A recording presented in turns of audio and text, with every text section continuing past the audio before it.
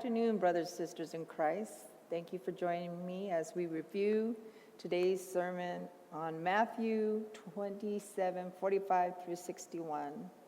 Up until this point, we're following Christ's journey to the cross. At this point, we understand that there was a process that he had to go through. He accepted his purpose. He submitted to obedience of what the Father was asking of him, because he was paving the way for salvation.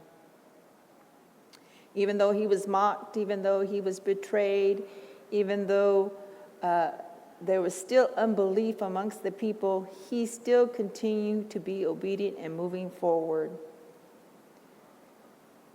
And in that moment, in his darkest hour, when he cries out, my God, why have you forsaken me?"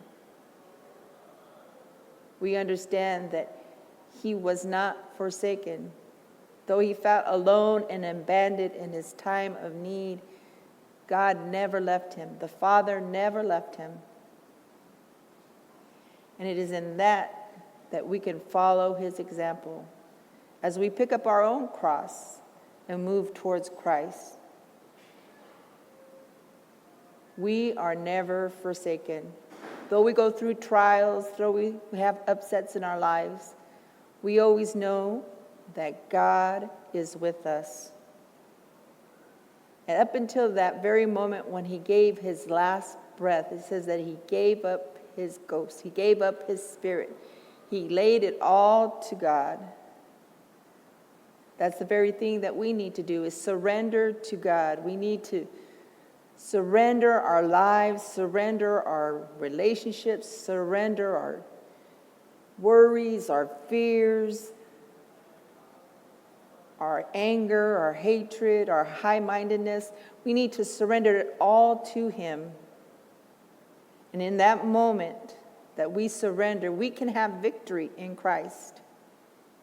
It was at that moment when Jesus gave his final breath, when he gave up the ghost, that the Father stepped in and moved.